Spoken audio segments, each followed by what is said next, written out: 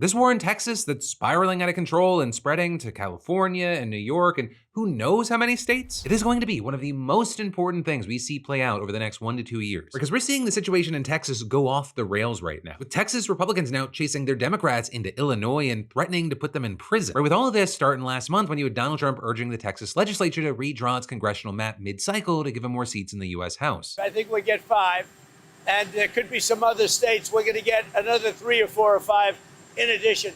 Texas would be the biggest one. Or you had Trump ordering an aggressive gerrymander like he was ordering a milkshake at McDonald's. Which one, I mean, already kind of unusual, but especially unusual because 2, typically maps are drawn once a decade in time for the census. And it's only been 4 years since Texas last redrew its map. And so what did Republican Governor Greg Abbott do? Well, he called a special session to give Trump exactly what he asked for. And last week, they unveiled this proposed map that would likely add 5 new Republican seats, bumping the majority from 25 to 30 out of 38. But then on Saturday, a committee approving the map and the committee's chairman, Cody Vasut, not even trying to pretend that this is anything other than a partisan power grab. With him telling NBC this map was politically based and that's totally legal, totally allowed, and totally fair. You got states like California and New York and Illinois that have these really large margins between the percentage of seats they have and percentage of votes that they're getting. And Texas is underperforming in that, and so it's totally prudent, totally right for Texas to be able to respond and improve the political performance of its map. And so the state house was supposed to vote on the map tomorrow, but now that does not appear to be happening. Because yesterday, Democratic state lawmakers, they filed into buses and they booked it out of there, fleeing the state, effectively breaking the quorum that Republicans need to pass their map. And if you're like, wow, that's crazy,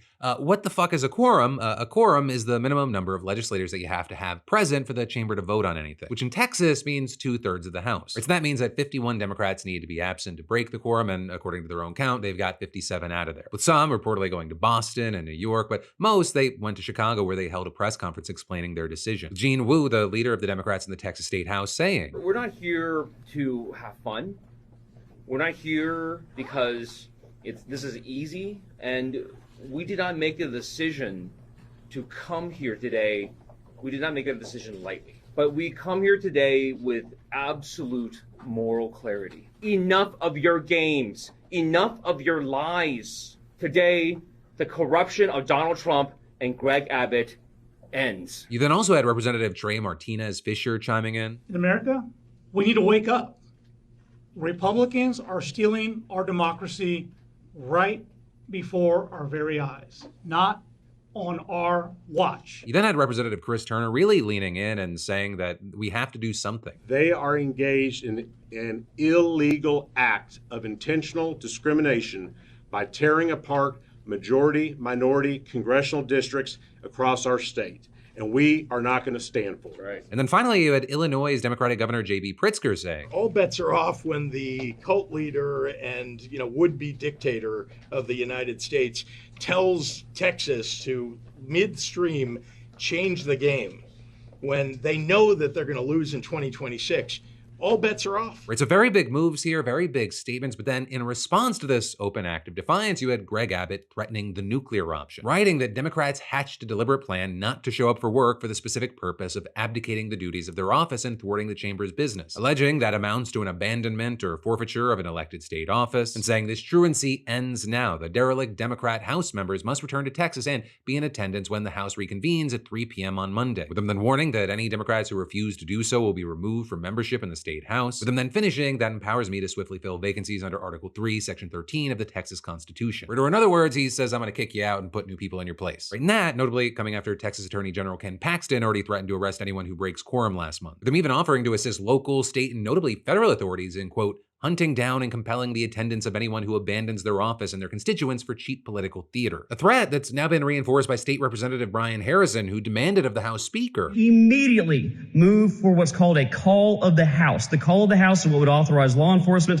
to immediately be dispatched to arrest, detain, and bring back to the Capitol for the purposes of establishing a quorum these Democrats. Now with this, it's unclear whether or how Texas Republicans could force the Democrats to come back. Right, there is legal precedent for state authorities compelling lawmakers to return to the chamber, but that's if they're actually in the state. And these Democrats, they cross state borders, so technically they should be outside of their jurisdiction. Alternatively, Abbott could seek their extradition from the states where they're hiding, and in fact, he just threatened to do that, alleging that the lawmakers may be committing felony bribery, which to understand where that allegation comes from, you gotta know that for every day that they're gone, each absent lawmaker racks up a $500 fine. So it would only take 2 2 weeks to go over their $7,200 salary. So you have Abbott saying that many absentee Democrats are soliciting funds to evade the fines that they will incur under House rules, and adding any Democrat who solicits, accepts, or agrees to accept such funds to assist in the violation of legislative duties or for purposes of skipping a vote may have violated bribery laws. There you had the Democratic leaders saying they're using legal ways to pay for their costs, but without going into detail. Though you had one political scientist telling the Texas Tribune, under Texas ethics laws, it's quite easy for some group to effectively just simply pay these legislators money as a form of compensation that they can then use to pay these fines. Let's say Mark Cuban wants to pay all these House Democrats $1,000 a day as consultants. They can do that. Also, the lawmakers can challenge the fines in court, with some suggesting that's exactly what they'll do, claiming civil rights violations, which is then why you have some saying that these threats from Abbott, Paxton, and such, they're just scare tactics to pressure the Democrats into folding. But for now, you have the lawmakers saying they're committed to staying away for at least 2 weeks, which would run out the clock on the 30-day special session. But then, after that, Abbott could just continue to call special sessions until Democrats come back. And right now, it's not clear how long these Democrats are willing to play this game of chicken. And that's a key thing here, because you have experts explaining that they would have to last until November, which is when the GOP has to pass its new map before filing opens for next year's midterms. But even then, you have experts saying that Republicans could just hold a second round of primaries if they miss the deadline. And I will say, if you look at history, the track record for what the Democrats are attempting, it's not very inspiring. The first quorum break, it happened in 1870 when lawmakers blocked a bill giving the governor wartime powers, but they were arrested and the bill ultimately passed. The next one then came in 1979 when Democrats blocked a bill that would have shifted the timing of a primary in favor of one candidate. Though I will say, after a weeks-long game, a hide and seek between Texas Rangers and lawmakers in Austin, that one actually worked with Republicans pulling the bill. Then the next time in 2003, you had Democrats trying to block another mid-decade redistricting effort, and after a weeks-long standoff, they finally caved. And lastly, in 2021, you had Democrats trying to block a bill that overhauled election laws, but after 6 weeks, they gave up. Which is why many think that this fifth quorum break is going to follow a familiar pattern. Right? The initial thrill and impact of the defiance, it wears off. The media stops paying attention. The social, legal, and financial pressure, it hits a critical mass. All while,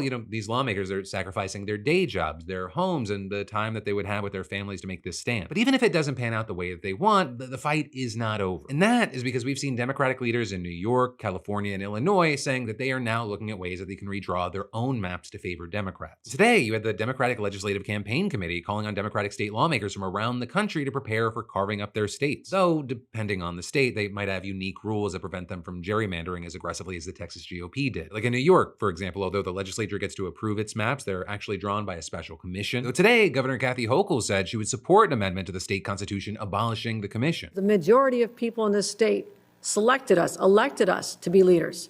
And when we say that we cannot use that power to its fullest, then we're abdicating the responsibility that we all have.